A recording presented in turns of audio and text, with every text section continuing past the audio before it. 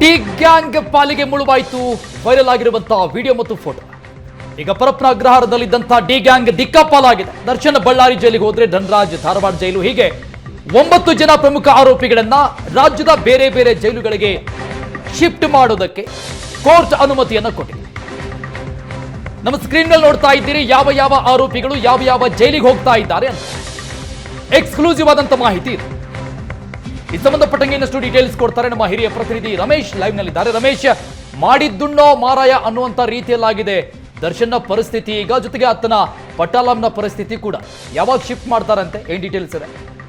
ಅರುಣ್, ಏನು ಇವತ್ತು 24ನೇ ACMM court ಅಂದ್ರೆ ಶಿಫ್ಟಿಗೆ ಅನುಮತಿಯನ್ನು ಕೊಟ್ಟಿರುವಂಥದ್ದು. ಅಂದರೆ ಕಳೆದ 2-3 ದಿನಗಳಿಂದ ಮಾಧ್ಯಮಗಳಲ್ಲಿ ಯಾವಾಗ ದರ್ಶನ್ಗೆ ಒಂದು ರಾಜಾತಿಥ್ಯ ನೀಡಲಾಗ್ತಿದೆ ಅನ್ನುವಂಥದ್ದು, ಮತ್ತು ಅದರಲ್ಲಿ ಜೈಲು ಅಧಿಕಾರಿಗಳ ಒಂದು ಏನು ಕರ್ತವ್ಯ ಲೋಪ ಅನ್ನುವಂಥದ್ದಿದೆ. ಮತ್ತು ಈ ಮಧ್ಯೆ ಜೈಲು ಅಧಿಕಾರಿಗಳು ಇವ್ರನ್ನ ಇಲ್ಲೇ ಇಟ್ಟಿದ್ದೇ ಆದರೆ, ಅಂದರೆ ಪರಪ್ಪನಗರ ಜೈಲಿನಲ್ಲೇ ಇಟ್ಟಿದ್ದೇ ಆದಲ್ಲಿ ಇದು ಕೇಸಿನ ಮೇಲೆ, ಅಂದರೆ ಕಾಮಾಕ್ಷಿಪಾಳ್ಯ ಪೊಲೀಸ್ ಠಾಣೆಯಲ್ಲಿ ದಾಖಲಾಗಿ ತನಿಖೆ ನೀಡ್ತಿರುವಂಥ ಕೇಸಿನ ಮೇಲೆ ಎಫೆಕ್ಟ್ ಆಗ್ಬೋದು, ಅಥವಾ ಇನ್ನು ಇತರೆ ಆರೋಪಿಗಳ ಮೇಲೆ ಎಫೆಕ್ಟ್ ಆಗ್ಬೋದು ಅನ್ನೋ ನಿಟ್ಟಿನಲ್ಲಿ ಜೈಲು ಅಧಿಕಾರಿಗಳು ಖುದ್ದು 24ನೇ ACMMಗೆ ಇವತ್ತು ಒಂದು ಮನವಿಯನ್ನು ಕೊಡ್ತಾರೆ. ಮನವಿಯನ್ನು ಕೊಟ್ಟು ಅದರಲ್ಲಿ ಒಟ್ಟು 10 ಜನ ಏನೋ ಆರೋಪಿಗಳನ್ನ ಬೇರೆ ಬೇರೆ ಜೈಲಿಗೆ ಶಿಫ್ಟ್ ಮಾಡಬೇಕು ಅನ್ನುವಂಥ ಒಂದು ಮನವಿಯನ್ನು ಮಾಡ್ತಾರೆ.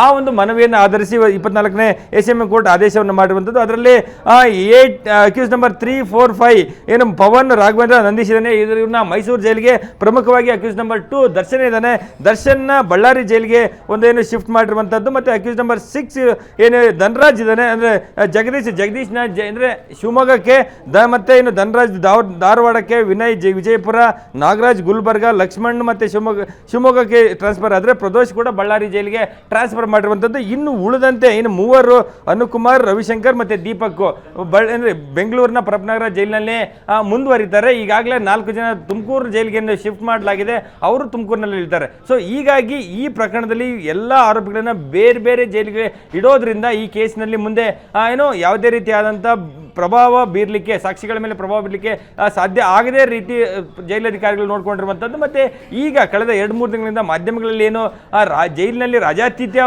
ಆಗ್ತಾ ಇದೆ ಅನ್ನುವಂಥ ನಿಟ್ಟಿನಲ್ಲಿ CM ಸಿದ್ದರಾಮಯ್ಯ ಅವರೇ ಖುದ್ದಾಗಿ ಅಧಿಕಾರಿಗಳಿಗೆ ಈಗಾಗಲೇ ಸೂಚನೆಯನ್ನು ಕೊಟ್ಟಿದ್ದೇನೆ, ಬೇರೆ ಬೇರೆ ಜೈಲಿಗೆ ಶಿಫ್ಟ್ ಮಾಡಿ ಅಂತೇಳಿ. ಹಾಗಾಗಿ ಸರ್ಕಾರದ ಸೂಚನೆಯ ಮೇರೆಗೆ ಬಂದಿಖಾನೆ ಅಧಿಕಾರಿಗಳು ಕೋರ್ಟ್ ಮುಂದೆ ಒಂದು ಮನವಿಯನ್ನು ಮಾಡ್ಕೊಂಡಿರುವಂಥದ್ದು. ಮನವಿಯಲ್ಲಿ ಸಂಪೂರ್ಣವಾದಂಥ ಒಂದಷ್ಟು ಮಾಹಿತಿಯನ್ನು ಉಲ್ಲೇಖವನ್ನು ಮಾಡ್ತಾ ಹೋಗ್ತಾರೆ. ಕಳೆದ 2-3 ದಿನಗಳಿಂದ ಮಾಧ್ಯಮಗಳಲ್ಲಿ ಬರ್ತಾ ಇರುವಂಥ ವಿಚಾರ ಆಗಿರುವಂಥದ್ದು, ಮತ್ತೆ ಅವರ ಎಲ್ಲಿ ಏನು ಲೋಪಗಳಾಗಿದೆ ಅನ್ನುವಂಥದ್ದು ಪ್ರಾಥಮಿಕ ತನಿಖೆಯಲ್ಲಿ ಗೊತ್ತಾಗಿದೆ. ಆ ಒಂದು ವಿಚಾರನ ಇಟ್ಟುಕೊಂಡು ಏನೋ ಮನವಿಯನ್ನು ಮಾಡಿಕೊಂಡ್ರು. ಮನವಿಯನ್ನು ಕೋರ್ಟ್ ಪುರಸ್ಕಾರ ಮಾಡಿದೆ. ಅರುಣ್, ಅಂದರೆ ಈ ಆರೋಪಿಗಳನ್ನ ಶಿಫ್ಟ್ ಮಾಡಲಿಕ್ಕೆ ಅಂದರೆ ಜೈಲ್ ಮ್ಯಾನ್ಯುಯಲ್ 2020ಯಲ್ಲಿ ಒಂದಷ್ಟು ಸ್ಪಷ್ಟವಾದಂಥ ಒಂದಷ್ಟು ಕಾಲಮ್ಗಳಿದೆ. ಸೊ ಅದರಲ್ಲಿ ನೋಡ್ತಾ ಹೋದರೆ ಸೆಕ್ಷನ್ 538 ಕ್ಲಾಸ್ H ಅಲ್ಲಿ ಆನ್ ಡಿಸಿಪ್ಲಿನರಿ ಗ್ರೌಂಡ್ ಅಲ್ಲಿ ಯಾವುದೇ ಆರೋಪಿಯನ್ನು ಅಂದರೆ ಅಂಡರ್ ಟ್ರಯಲ್ ಡೆತ್ ಸೆಂಟೆನ್ಸ್ ಅನ್ನ ಕೊಟ್ಟಿದ್ದಂಥ ಆರೋಪಿಯನ್ನು ಹೊರತುಪಡಿಸಿ ಯಾವುದೇ ಆರೋಪಿ ಅಥವಾ ಅಪರಾಧಿಯನ್ನ ಜೈಲಿನ DGP ತಮ್ಮ ಡಿಸ್ಕ್ರಿಷನರಿ ಬಳಕೆ ಮಾಡಿಕೊಂಡು ಅದನ್ನು ಕೋರ್ಟ್ ಗಮನಕ್ಕೆ ತಂದು ರಾಜ್ಯದ ಯಾವುದಾದರೂ ಜಿಲ್ಲೆಗೆ ಶಿಫ್ಟ್ ಮಾಡಿ ಅಂತೇಳಿ ಮನವಿಯನ್ನು ಮಾಡ್ಕೊಳ್ಳಿಕ್ಕೆ ಅವರಿಗೆ ಅಧಿಕಾರ ಇದೆ. ಆ ಅಧಿಕಾರವನ್ನು ಬಳಕೆ ಮಾಡಿಕೊಂಡು ಇವತ್ತು ಕೋರ್ಟಿಗೆ ಒಂದು ಮನವಿಯನ್ನು ಮಾಡ್ತಾರೆ. ಕೋರ್ಟ್ ಜೈಲಧಿಕಾರಿಗಳು ಮಾಡಿದಂಥ ಮನವಿಯನ್ನು ಪುರಸ್ಕಾರ ಮಾಡಿ ಶಿಫ್ಟ್ ಮಾಡೋಕ್ಕೆ ಆದೇಶವನ್ನು ಮಾಡಿರುವಂಥದ್ದು. ಇವತ್ತು ತಡರಾತ್ರಿ ಅಥವಾ ನಾಳೆ ಈ ಎಲ್ಲ ಆರೋಪಿಗಳನ್ನ ಯಾವ ಯಾವ ಜಿಲ್ಲಾ ಜೈಲುಗಳಿಗೆ ಶಿಫ್ಟ್ ಮಾಡಲಾಗಿದೆ ಆ ಒಂದು ಜೈಲಿಗೆ ಅಂದ್ರೆ ಬೆಂಗಳೂರಿನ ಕೇಂದ್ರ ಕಾರಾಗೃಹದ ಅಧಿಕಾರಿಗಳೇ ಕರ್ಕೊಂಡೋಗಿ ಬಿಟ್ಟು ಬರ್ತಾರೆ. ಬಿಟ್ಟು ಬಂದ ನಂತರ ಆ ಒಂದು ವರದಿಯನ್ನ ಕೋರ್ಟ್ಗೆ ಕೊಡಬೇಕಾಗುತ್ತೆ. ಅರುಣ್, ಓಕೆ ರಮೇಶ್, ಈಗ ನಿನ್ನೆಯಿಂದ ತುಂಬಾ ಜನ ರಾಜಕಾರಣಿಗಳು ಮಾತನಾಡ್ತಾ ಇದ್ದಾರೆ, ದುಡ್ಡು ಕೊಟ್ರೆ ಈ ಒಂದು ಜೈಲಲ್ಲ ಸರ್, ಯಾವ ಜೈಲಿಗೆ ಹೋದ್ರೂ ಕೂಡ ಹಣ ಕೊಟ್ರೆ ಎಲ್ಲಾ ಸಿಗುತ್ತೆ, ದರ್ಶನ್ ಯಾಕೆ ನೀವು ಫೋಕಸ್ ಮಾಡ್ತಾ ಇದ್ದೀರಿ ಅನ್ನುವಂಥ ರೀತಿಯಲ್ಲಿ ಮಾತನಾಡ್ತಿದ್ದಾರೆ. ಎಲ್ಲಾ ಜೈಲಲ್ಲೂ ಇದೇ ರೀತಿಯಾದಂಥ ಪರಿಸ್ಥಿತಿ ಆದ್ರೆ ಈಗ ಬೇರೆ ಜೈಲಿಗೆ ಶಿಫ್ಟ್ ಮಾಡಿದ್ರು ಏನ್ ಪ್ರಯೋಜನ? ಗೃಹ ಇಲಾಖೆ ಕಂಡುಕೊಂಡಿರುವಂತ ಕ್ರಮ ಏನು? ಅರುಣ್, ಈಗ ನೀವು ಪ್ರಶ್ನೆ ಏನು ಕೇಳಿದ್ರಿ ಅದು ಅಪ್ಪಟ ಸತ್ಯ. ಯಾಕೆಂದರೆ ಬೆಂಗಳೂರಿನ ಕೇಂದ್ರ ಕಾರಾಗೃಹದಲ್ಲಿ ಈ ರೀತಿಯಾದ ಭ್ರಷ್ಟಾಚಾರ ಮತ್ತು ಆರೋಪಿಗಳಿಗೆ ಬೇರೆ ಬೇರೆ ಹಣ ಕೊಟ್ಟರೆ ಏನು ಬೇಕಾದರೂ ಸಿಗುತ್ತೆ ಅನ್ನುವಂಥ ವಾತಾವರಣ ಇದೆ ಅನ್ನೋ ವಿಚಾರ ಬರ್ತಾ ಇದೆ.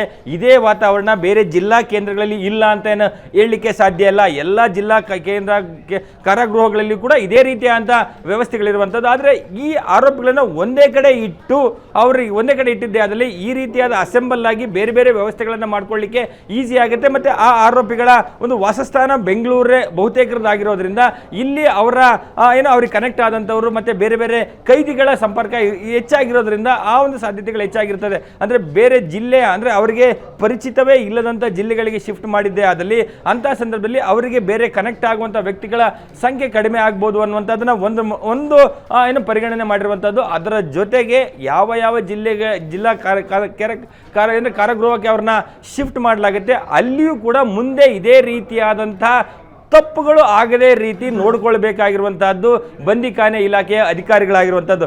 ಸೊ ಆ ರೀತಿ ಮತ್ತೆ ಮುಂದೆ ತಪ್ಪುಗಳಾಗದೇ ಇರೋ ರೀತಿ ನೋಡ್ಕೊಳ್ಳಿಕ್ಕೆ ಯಾವ ಕ್ರಮಗಳನ್ನು ಅನುಸರಿಸ್ತಾರೆ, ಅದಕ್ಕೆ ಸರ್ಕಾರ ಏನು ಇನ್ಸ್ಟ್ರಕ್ಷನ್ ಕೊಡುತ್ತೆ, ಅಧಿಕಾರಿಗಳು ಯಾವ ರೀತಿ ಅದನ್ನು ಫಾಲೋ ಮಾಡ್ತಾರೆ ಅನ್ನುವಂಥದ್ದು ಕೂಡ ಪ್ರಮುಖವಾದ ಪ್ರಶ್ನೆ ಇರುವಂಥದ್ದು. ಆ ನಿಟ್ಟಿನಲ್ಲಿ ಈಗೇನು ಕೇಂದ್ರ ಕಾರಾಗೃಹ ಇಲಾಖೆ DGP ಹೇಳಿರುವಂಥದ್ದು AI ನಾವು ಟೆಕ್ನಾಲಜಿಯನ್ನು ಆರ್ಟಿಫಿಷಿಯಲ್ ಇಂಟೆಲಿಜೆನ್ಸ್ ವ್ಯವಸ್ಥೆಯನ್ನು ತರ್ತೇವೆ ಮುಂದೆ ಅನ್ನುವಂಥದ್ದು ಏನು ತರೋದಕ್ಕೆ ಹೊರಟಿದ್ದಾರೆ. ಅಂಥ ವ್ಯವಸ್ಥೆಗಳನ್ನ ಆದಷ್ಟು ಬೇಗ ತಂದು ಇಂತಹ ಕ್ರಿಮಿನಲ್ಗಳು ಮತ್ತೆ ಬೇರೆ ಬೇರೆ ನಟೋರಿಯಸ್ ಕ್ರಿಮಿನಲ್ಗಳು ಜೈಲಿನಲ್ಲಿ ತಮ್ಮ ಪ್ರಭಾವವನ್ನು ಬಳಕೆ ಮಾಡಿಕೊಂಡು ಅಲ್ಲಿನ ವ್ಯವಸ್ಥೆಯನ್ನ ತಮ್ಮೊಟ್ಟಿಗೆ ಮಾಡಿಕೊಂಡು ಬೇರೆ ಕಾನೂನು ಉಲ್ಲಂಘನೆ ಮಾಡೋರನ್ನ ತಡೆಗಟ್ಟುವ ನಿಟ್ಟಿನಲ್ಲಿ ಆದಷ್ಟು ಬೇಗ ಕ್ರಮ ಆಗಬೇಕಾಗಿರುವಂಥದ್ದು. ಅಂತಹ ಕ್ರಮ ಈ ಆರೋಪಿಗಳ ಶಿಫ್ಟ್ ಎಲ್ಲೆಲ್ಲಿ ಆಗುತ್ತೆ ಅಲ್ಲಿಯೂ ಕೂಡ ಆಗಬೇಕಾಗಿರುವಂಥದ್ದು. ಈಗಿರುವಂಥ ಪ್ರಶ್ನೆ, ಬೇರೆ ಜೈಲಿಗೆ ಹೋದ ನಂತರವೂ ಈ ವ್ಯವಸ್ಥೆ ಅವರಿಗೆ ಸಿಗಲ್ವಾ? ಸೊ ಆ ಸಿಗದೇ ರೀತಿ ನೋಡ್ಕೊಳ್ಬೇಕಾದಂಥದ್ದು ಇಲಾಖೆಯ ಅಧಿಕಾರಿಗಳದ್ದು ಮತ್ತೆ ಸರ್ಕಾರದ ಹೊಣೆಗಾರಿಕೆ ಆಗಿರುವಂತಹದ್ದು. ಅರುಣ್,